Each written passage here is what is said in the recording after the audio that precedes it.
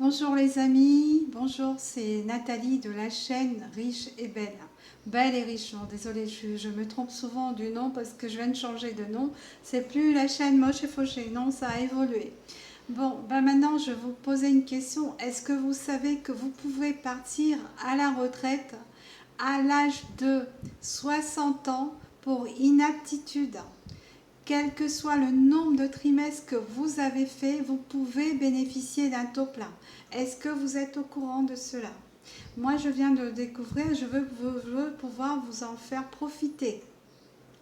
Alors, je parle surtout, cette vidéo, elle va s'adresser aux personnes qui sont employées dans le privé. Elle va s'adresser aussi aux personnes qui n'ont pas travaillé beaucoup, qui ont fait très peu de trimestres, ou sinon aussi, elle s'adresse aussi aux migrants. Je sais, c'est un peu polémique, je ne veux pas que ça fasse trop polémique, mais je parle de ces droits que j'ai trouvé dans les informations que j'ai cherchées. Voilà, tout simplement. Donc, en fait, comment faire pour être inapte, pour être déclaré inapte? Enfin, c'est pas comment faire, comment ça se passe plutôt quand on devient inapte à un travail. Comment est reconnue notre inaptitude? Alors, comment c'est reconnu? C'est-à-dire que on va prendre un exemple pour être plus simple.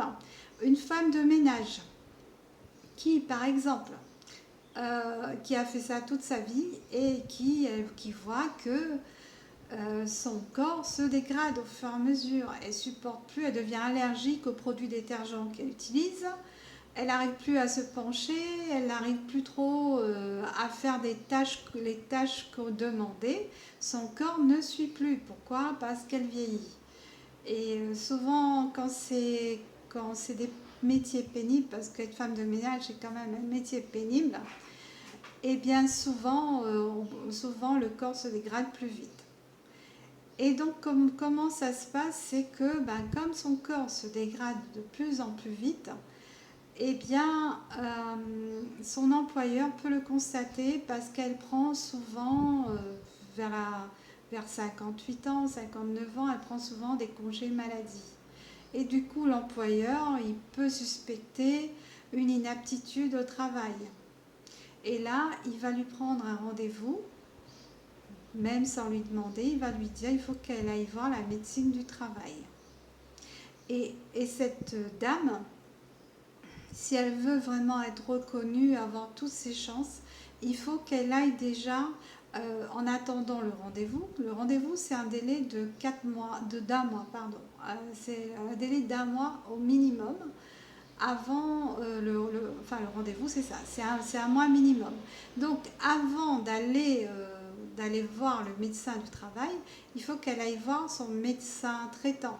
C'est son médecin traitant qui va faire son dossier, qui sera son meilleur allié, qui la connaît plus et qui va pouvoir constituer un dossier pour dire qu'elle est vraiment inapte. C'est lui qui va appuyer son dossier. Après, elle pourra aller voir justement son médecin du travail et là, avec son dossier, normalement, ça devrait passer. Elle est devenue inapte. Mais moi, je parle de métiers pénibles, mais le corps peut se dégrader même dans les métiers qui sont moins pénibles. C'est-à-dire si vous êtes employé de bureau et que vous avez commencé à avoir des déficiences cognitives, des déficiences émotionnelles, vous avez des pertes de vue, vous pouvez avoir plein de maladies qui se déclarent parce qu'on vieillit, tout le monde vieillit. Et quand on vieillit, le corps il se dégrade tout simplement et ça ne suit plus. Donc tout le monde est concerné. Là, je parle que des personnes qui sont dans le privé. Je ne me suis pas renseignée pour les fonctionnaires. Donc après, quand la personne est déclarée inapte, qu'est-ce qui se passe? Elle peut tout de suite demander sa retraite. En général, le mieux, c'est de demander sa retraite à partir du 2 janvier. Pourquoi? Parce qu'elle aura fait une année pleine et ça compte pour l'année pleine, l'année d'avant, tout simplement. Ça compte 4 trimestres en plus. Ou sinon, une autre astuce, c'est que au lieu d'aller se déclarer en retraite tout de suite, au lieu de faire son dossier retraite tout de suite, elle peut aller se déclarer en tant que chômeur, d'une personne qui recherche du travail, qui a été licenciée et qui recherche du travail. Et pendant cette période où elle recherche du travail, France Travail pourra la payer, elle aura des allocations chômage. Si elle a un an, elle aura encore 4 trimestres en plus qui vont compter. Elle ne perdra pas son inaptitude pour sa retraite. Et c'est ça qui est super bien. C'est ça qui est très bien, c'est que en fait c'est une transition douce entre son travail et sa retraite. C'est cette période chômage où elle aura les allocations chômage. Du coup, après, elle pourra demander sa retraite. Donc, il ne faut pas hésiter parce que si vous êtes souvent malade, c'est pas la peine d'attendre vraiment la fin pour aller à la retraite quand vous ne pouvez plus rien faire. Le mieux, c'est de profiter quand même de votre retraite, pouvoir faire autre chose, pouvoir découvrir autre chose. C'est une autre étape. Et le mieux, c'est vraiment ça, hein, c'est de ne pas se laisser notre santé se dégrader dans le travail quand ça ne suit plus. Donc ça, c'est pour les personnes qui sont employées dans le privé. Maintenant, je vais parler des personnes qui n'ont pas beaucoup travaillé. Par exemple, une personne qui a travaillé 5 ans. Dans toute sa vie, elle a travaillé que 5 ans. Ça peut arriver. Parce qu'elle a eu des enfants, parce qu'il y a plein de raisons. Il peut y avoir des raisons. C'est dans son métier, il n'y avait pas ce qu'il fallait. Il n'y avait pas, enfin c'est un métier spécifique qu'elle ne trouvait pas. Et puis bon, il y a les aléas de la vie.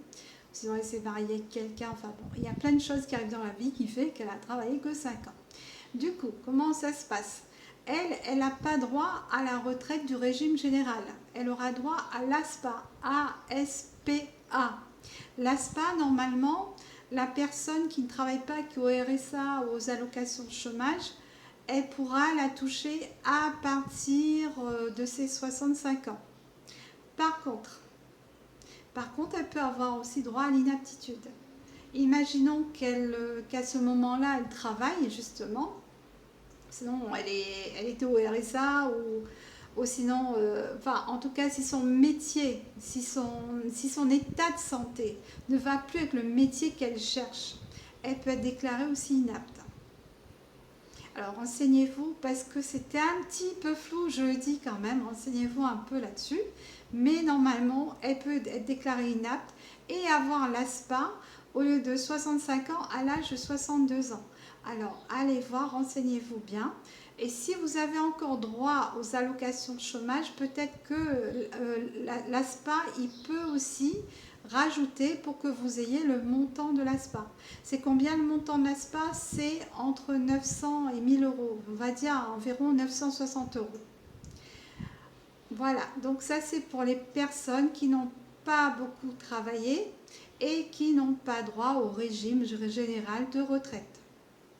Donc elles pourront avoir entre 900 et 1000 euros.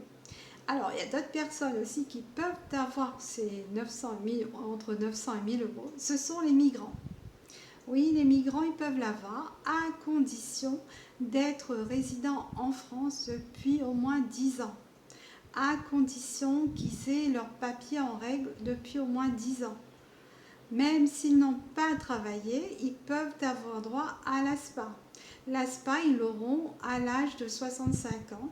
Ils auront aussi entre 900 et 1000 euros. Et s'ils ont travaillé et qu'ils sont devenus inaptes aussi, ils peuvent avoir aussi à partir de l'âge de 62 ans. Ils peuvent avoir aussi leur retraite à partir de l'âge de 62 ans. Donc, renseignez-vous aussi. Voilà, bon, je vous remercie pour m'avoir écouté.